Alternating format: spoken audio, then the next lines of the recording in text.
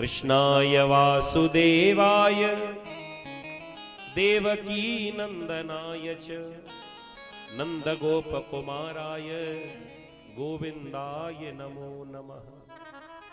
प्रभु मैं आपको प्रणाम करती हूँ, मैं आपको बारंबार नमस्कार करती हूँ। आज आपने मेरे परिवार को बचा लिया, मेरे कुल को बचा लिया।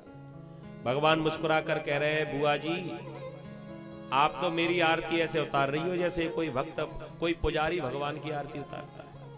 मैं कोई भगवान थोड़ी हूं, मैं तो आपका भतीजा हूं।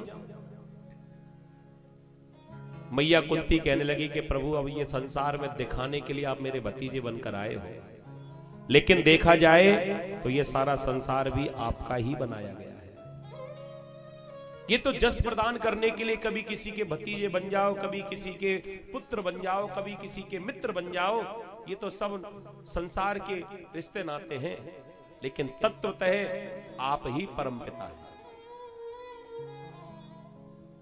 भगवान ने कहा आपने हमें पहचान लिया? कह दिया हाँ। कैसे?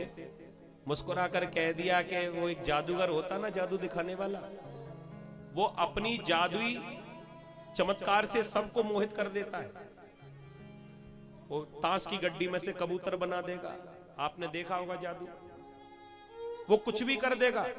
उसकी जादूगरी से सब लोग मोहित हो जाते हैं, लेकिन एक व्यक्ति मोहित नहीं होता। वो कौन है? उस जादूगर के संग में उसका जो चेला है ना, जमूड़ा जिसको कहते हैं।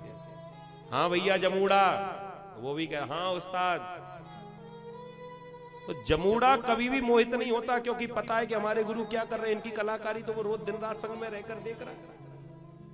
ऐसे ही भगवान की माया से पूरा संसार मोहित हो जाता है, लेकिन जो प्रभु के चरणों में दिन रात भक्त रहते हैं, प्रभु की माया से वो भक्त कभी भी मोहित नहीं होते। हमने आपको पहचान लिया, आप भगवान हैं।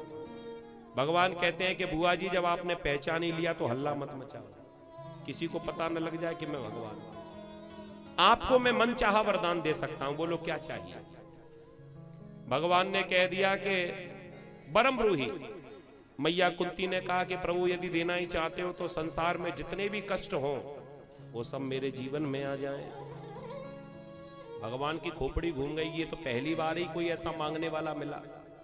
दुनिया में हम रोज भगवान से मांगते हैं, ये भी मिल जाए, ये भी मिल जाए, ये भी मिल जाए, लेकिन हमारी लिस्ट पूरी नहीं हो पाती। ऐसा पहली बार कोई मिला जो ये कह रहा है कि प्रभु हमें कष्ट मिल जाए। हम लोग रोज आरती गाते हैं ना, सुख संपत्ति घर आवे कष्ट मिटे तन का, ओम जय जगदीश हरे, ये मांगते ना।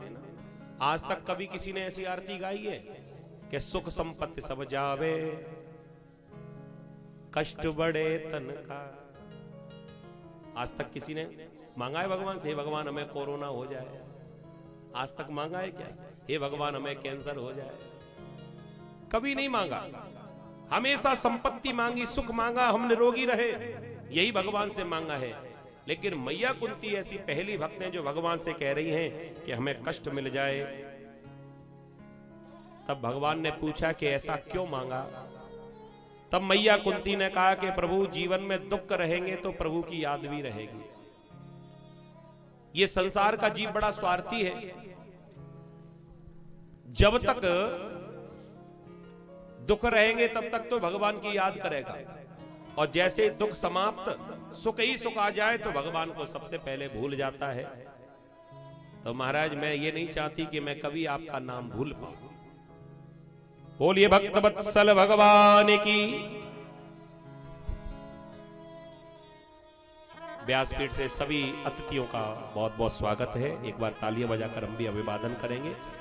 दूर दूर से चलकर और प्रभु की कथा में भागवत जी के सानिध्य में पहुंच रहे हैं, बहुत बहुत अभिवादन। मैया कुंती का भाव कितना बढ़िया है। वो सुख नहीं चाहती, वो कह रही हैं सुख के माथे सिल परे जो नाम हृदय सो जाए, बलिहारी वा दुख की जो पल पल नाम रटाए। हमें तो दुख ही चाहिए।